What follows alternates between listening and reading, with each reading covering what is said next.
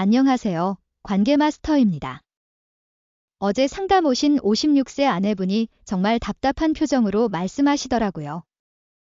선생님, 남편이 30대 다 된 애들한테 매달 용돈을 줘요.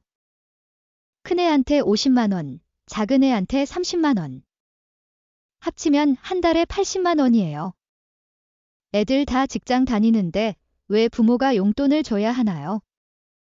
우리 노후 자금도 빠듯한데 이러다가는 나중에 우리가 애들한테 손 벌려야 할 것 같아요.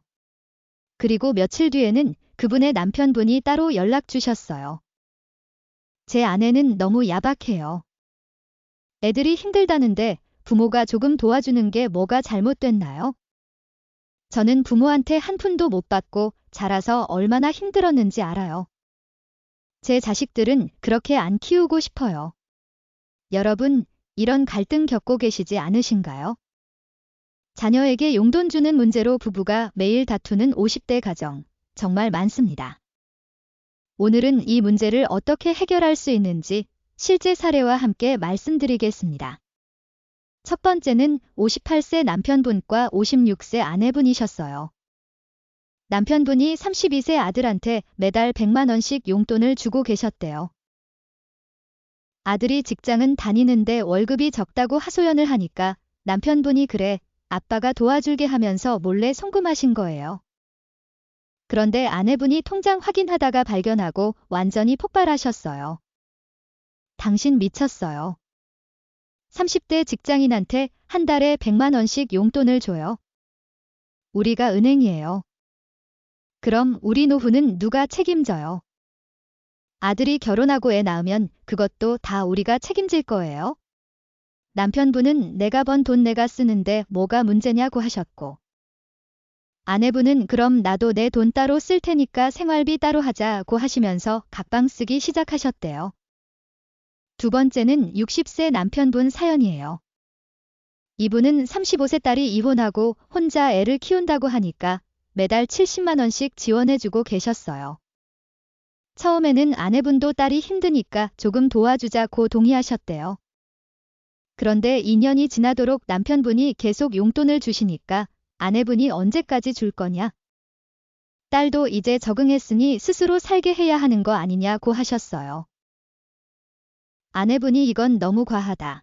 적어도 직장 다니는 애들 용돈은 끊어야 한다고 하셨는데 남편분이 걔들이 다 힘들다는데 어떻게 끊어? 우리가 조금만 참으면 되잖아 라고 하셨어요. 아내분은 조금 참는 게 아니라 우리 노후가 망가지는 거예요 라고 호소하셨지만 남편분은 듣지 않으셨대요. 결국 아내분이 우울증 약을 먹기 시작하셨고 부부관계는 완전히 냉각됐어요. 여러분, 이런 이야기들 너무 흔하죠. 그럼 이런 갈등은 왜 생기는 걸까요? 첫 번째 원인은 부모 역할에 대한 생각 차이입니다. 많은 50대 남편분들은 부모는 자식이 힘들 때 도와줘야 한다는 전통적 가치관을 가지고 계세요.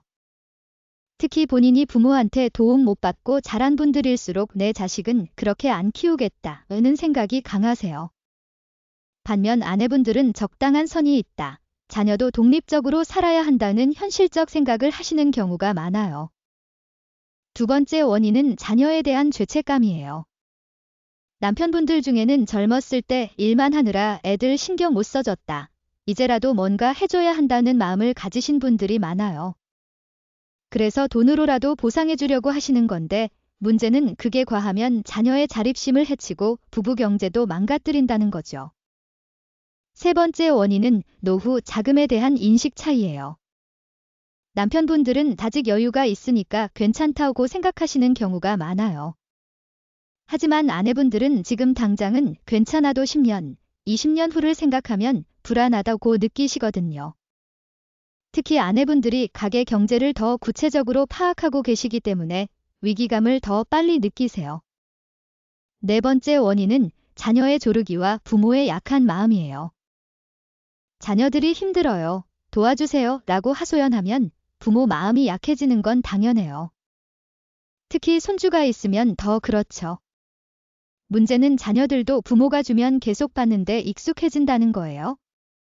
그럼 이제 이 문제를 어떻게 해결할 수 있는지 단계별로 말씀드릴게요. 노후 자금 계산을 먼저 하시고 거기서 기정돈은 자녀 지원에 쓸 수 있다는 한도를 정하는 거죠. 예를 들어 한 달에 최대 50만 원까지, 1년에 총 500만 원까지 이런 식으로 구체적인 숫자를 정하세요. 그리고 그 기준을 둘이 합의해야 해요. 한쪽이 일방적으로 정하면 안 돼요. 두 번째 단계는 자녀와 솔직한 대화입니다. 자녀한테 부모는 무한정 지원할 수 없다. 우리도 노후가 있다는 걸 분명하게 말씀하세요.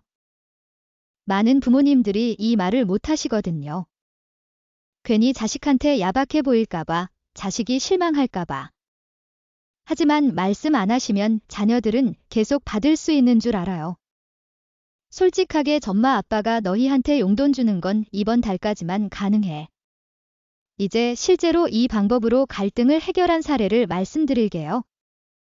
59세 남편분과 57세 아내분이 상담 오셨을 때 남편분은 아들한테 매달 100만 원씩 주고 계셨어요. 아내분이 완전히 지친 상태였는데 저는 이 부부에게 먼저 노후 자금 계산을 해보라고 했어요. 현재 자산, 연금, 예상 지출을 계산했더니 남편분이 계속 100만 원씩 주면 70세쯤 노후 자금이 바닥난다는 결과가 나왔어요. 남편분이 그 숫자를 보고 깜짝 놀라셨어요. 이렇게 빨리 바닥나는 줄 몰랐네요. 그 다음에 아들을 불러서 셋이 함께 대화했어요.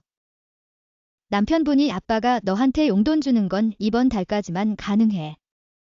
아빠 노후 자금이 부족해서 더 이상은 어렵다고 솔직하게 말씀하셨어요. 아들도 처음에는 실망했지만 할아버지 할머니가 나중에 자기한테 손 벌릴 수도 있다는 얘기를 듣고는 이해하더라고요. 괜찮아요, 아빠. 제가 알아서 할게요. 오히려 제가 미안해요. 결국 남편분은 6개월에 걸쳐 용돈을 단계적으로 줄였고 지금은 완전히 끊으셨어요. 부부관계도 회복됐고 아들도 스스로 경제 관리를 하면서 오히려 성장했다고 하시더라고요.